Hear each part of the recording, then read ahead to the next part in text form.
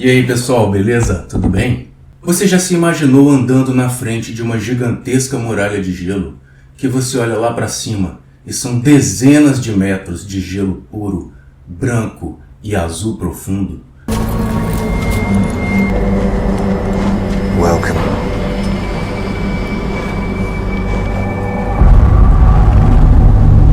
Você já se imaginou passando de barco em um lago muito profundo e gelado na frente dessa gigantesca muralha de gelo? Você já se imaginou subindo lá em cima dessa muralha de gelo? Você já se imaginou andando em um rio de gelo? Se você quer saber como é essa aventura, não perca tempo. Pega aí o seu chazinho ou o seu cafezinho fresco. Sinta o aroma. Sente-se, se aconchegue, se prepara. E vem comigo para essa aventura Geomante abaixo de zero. Far over the misty mountain cold, to dungeons deep and caverns old, we must away at break of day to find our long forgotten gold. Hoje eu vou mostrar para vocês alguns dos glaciares mais impressionantes da Argentina, lá da região de El Calafate, na Patagônia. Vamos ver o glaciar Spegazzini. Vamos ter um momento incrível da geleira se desmontando, os blocos caindo dentro do lago. Vamos navegar pelo lago argentino, o maior lago da Argentina, o lago glacial, e nós vamos subir em cima do glaciar Perito Moreno, o mais famoso do mundo.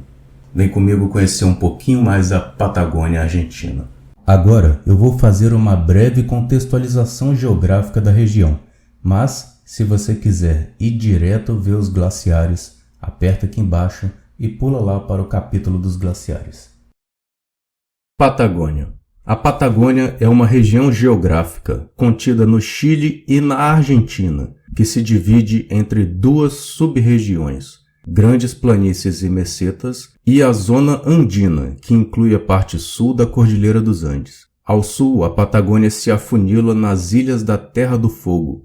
O clima predominante nas planícies da Patagônia varia entre o semiárido de estepe e o deserto frio, com estações bem definidas ao norte, mas nas porções mais austrais, as estações se tornam apenas verão e inverno. A pluviosidade é baixa. Na zona andina, o clima é frio de inverno úmido. A umidade do Pacífico Sul, com ventos de oeste, cai toda sobre o sul da Cordilheira Andina pelo efeito orográfico. O anticiclone do sul do Pacífico se desloca para o norte durante o inverno, permitindo que frentes frias úmidas vindas do Oceano Antártico subam e despejem precipitação na forma de neve. Na parte mais ao sul, o clima se torna mais frio, com umidade o ano inteiro. Dessa forma, a grande precipitação de neve possibilita a formação do campo de gelo do sul da Patagônia, com glaciares que descem em direção a fiordes na costa pacífica do Chile, ou a lagos glaciais na Patagônia Argentina. A região montanhosa úmida possibilita o crescimento do bosque andino patagônico. El Calafate. A cidade ícone da região patagônica argentina é El Calafate.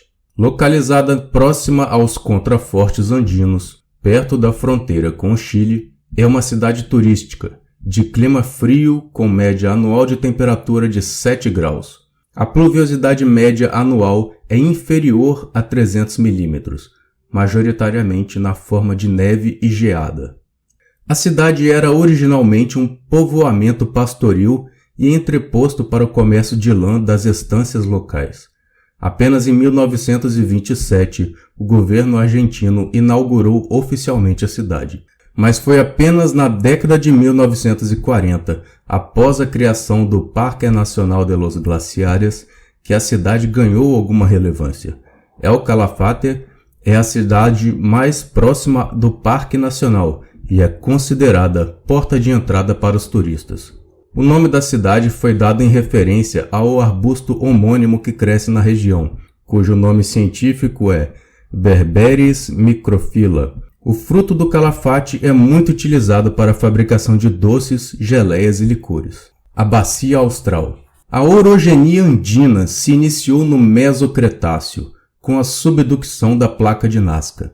Os esforços compressivos na margem ocidental da América do Sul se iniciaram como resposta ao regime distensivo franco na margem oriental, devido à separação do continente Gondwana, quando a América do Sul, África e Antártica se separaram. Quando a cadeia de montanhas dos Andes começou a se desenvolver, com grandes empurrões e cavalgamentos sobre a litosfera continental, o imenso peso das montanhas acabou por causar uma flexura no continente, ou seja, o peso da cordilheira afundou a porção interna da placa sul-americana no lado oriental dos Andes. O nome técnico para essa área deprimida que surgiu devido ao peso das montanhas é Bacia de Antipaís. A região sul da Patagônia, compreendida entre a Cordilheira dos Andes a oeste e a sul, o Maciço Deseado ao norte e a Bacia Marítima das Malvinas a leste, é conhecida como Bacia Austral, ou de Magalhães, para os geólogos chilenos.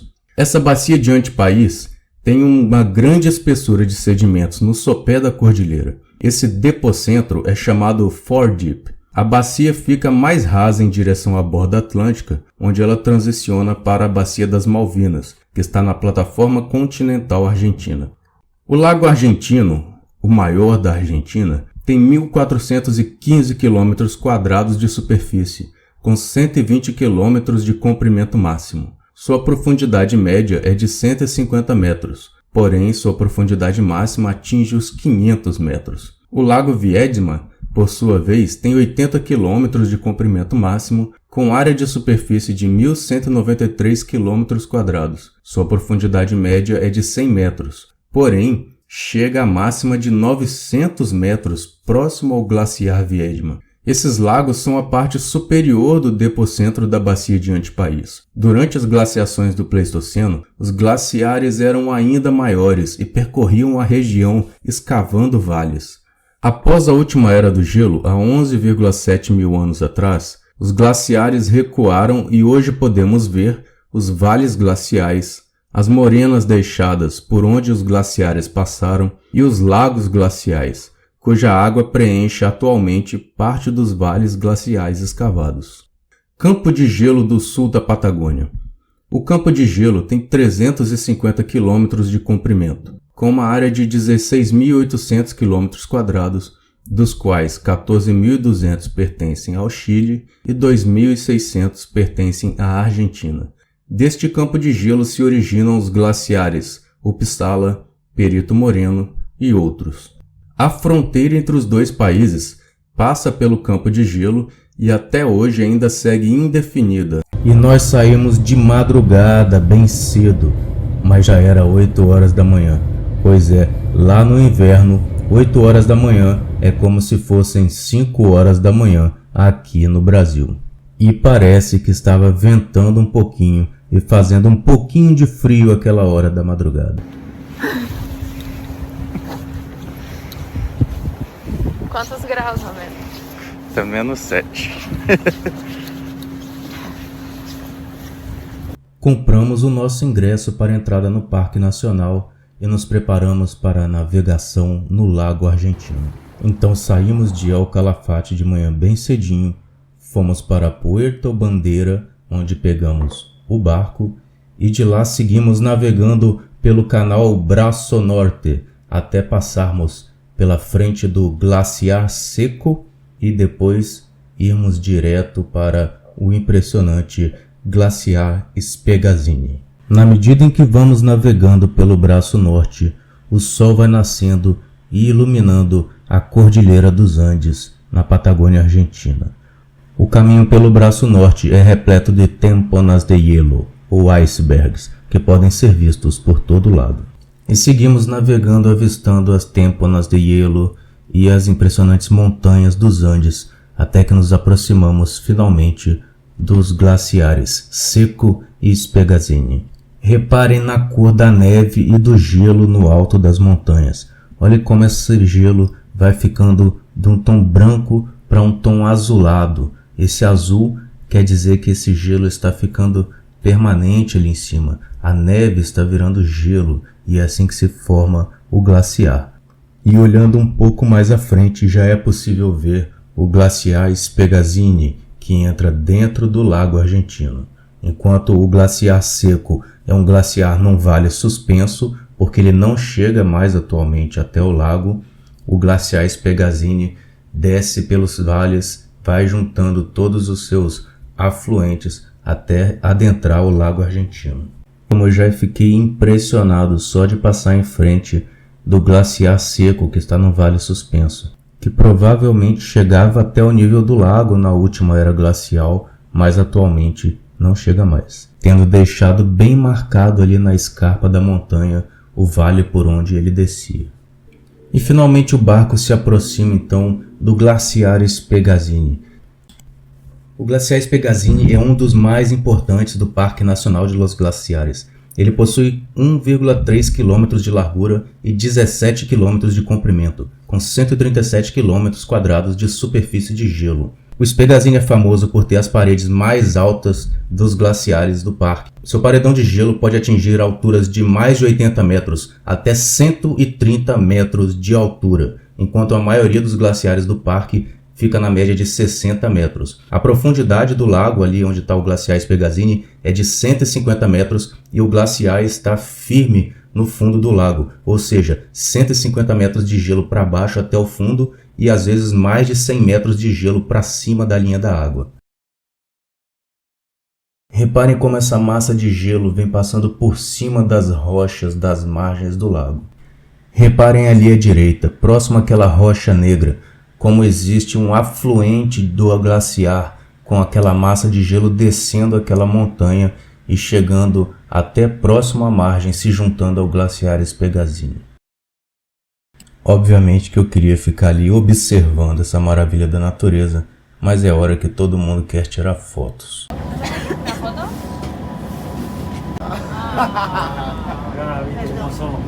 O Spegazini é famoso por ter quedas de blocos de gelo muito impressionante, gerando muitos icebergs.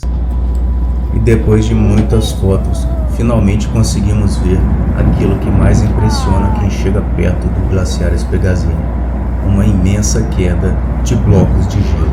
Acompanhe.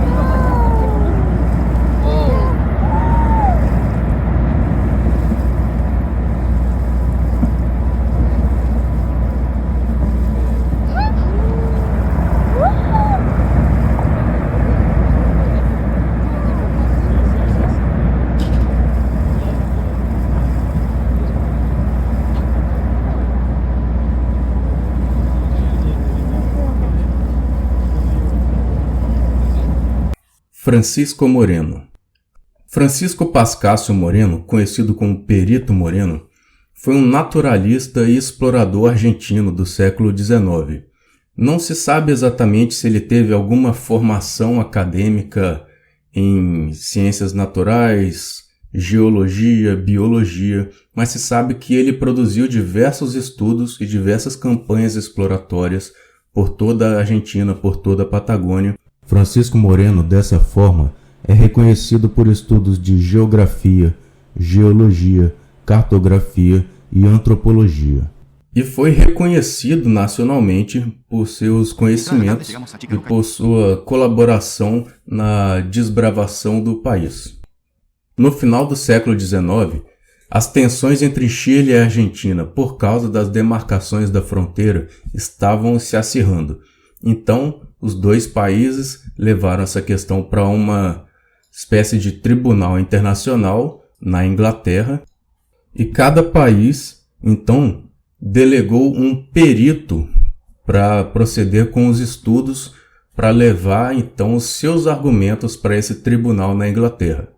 O perito delegado pela Argentina era Francisco Pascasio Moreno.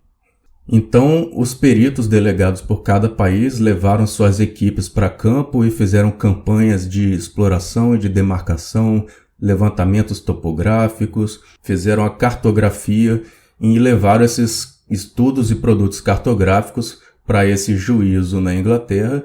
E depois de avaliar os estudos produzidos pelos peritos, os estudos de Francisco Moreno, o perito Moreno, acabaram levando vantagem diante desse tribunal inglês, de forma que foi determinado que boa parte da área que estava em questão foi definida como sendo área da Argentina.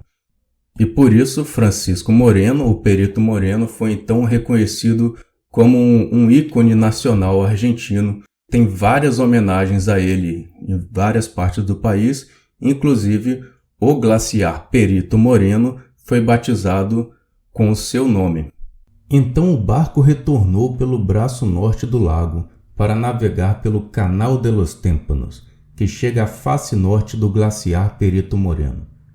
O Canal de los Témpanos tem esse nome devido à grande quantidade de témpanas de gelo desprendidas do glaciar Perito Moreno que flutuam por suas águas. O glaciar Perito Moreno se estende lá do campo de gelo sul até o braço rico do lago argentino. O Perito Moreno possui cerca de 250 km² de área, chegando até 5 km de largura.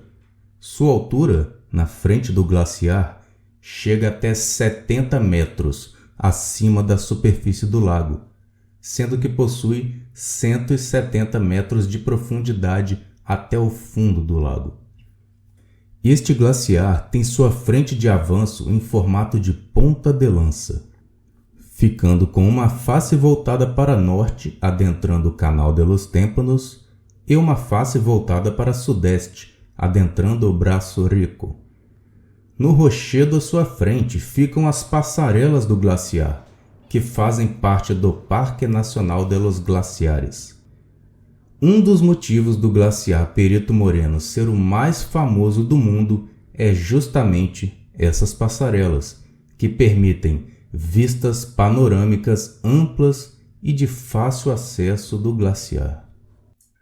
O glaciar Perito Moreno apresenta ainda a peculiaridade de ser uma das poucas geleiras atualmente que está crescendo, apesar de estarmos em um período interglacial e do incremento de temperatura global provocado pela atividade humana. A vista do Perito Moreno a partir das passarelas do Parque Nacional é realmente deslumbrante, mas no dia seguinte é que avistaríamos este magnífico glaciar por outro ângulo, o de cima. Na manhã seguinte entramos no Parque Nacional de los Glaciares e fomos ao Puerto Bajo las Sombras, às margens do Braço Rico, onde pegamos um barco e fizemos uma rápida navegação até a face sul do glaciar. Neste lado podemos ver inúmeras marcas da ação glacial, o próprio vale glacial, por onde o glaciar passou durante o último máximo glacial, os depósitos de til, que são os sedimentos de origem glacial, de granulometria mal selecionada, indo de silt e areia até blocos e matacões, com baixa maturidade textural, muito angulosos, de grande variedade litológica, que mostra o grande poder erosivo do gelo, que arranca fragmentos de rochas e os carrega por grandes distâncias. Podemos ver estrias glaciais em lajedos e em blocos. E também encontramos a presença de rochas em forma de ferro de engomar, que foram arrastadas sob o peso do gelo sobre o substrato rochoso. A paisagem revela ainda as morenas laterais da geleira, essas grandes ombreiras de sedimento que foram empurradas abaixo e aos lados da geleira. É possível ver sedimento no próprio gelo do glaciar. Se você quer saber mais sobre geologia glacial, confira aqui o primeiro episódio da série, onde abordo aspectos geológicos do ambiente glacial. O estandarte argentino marca presença em frente ao glaciar, aqui próximo à fronteira com o Chile. Podemos ver, pelo sol brilhando no céu azul patagônico, sobre as cores da geleira e do lago, exatamente porque a bandeira argentina é como é. Finalmente, devidamente equipados, iniciamos a subida sobre o glaciar. A sensação é incrível. As cores em todas as nuances de branco e azul. A temperatura, o ar gélido e puro, a imensidão do glaciar. É magnífico. E toda essa subida dá uma sede, então lá no alto, uma parada para beber a água pura do glaciar, bem geladinha. E claro, muitas fotos, embora eu quisesse só apreciar a paisagem e contemplar a natureza. You know nothing, Jon Snow. Para celebrar este dia fantástico, os guias retiram gelo do próprio glaciar e nos servem um bom whisky on the rocks. Esse gelo no meu copo pode ter nevado lá no alto dos Andes há centenas de anos, talvez alguns milhares de anos, antes de ter se tornado gelo glacial, ter descido em direção ao lago argentino aqui na Bacia Austral e agora estar no meu copo de whisky, o deixando na temperatura ideal. Pessoal, vou deixar aqui vários links para vocês de livros de geografia, geologia, climatologia e diversas ciências para vocês que acompanham aqui o canal continuarem os seus estudos.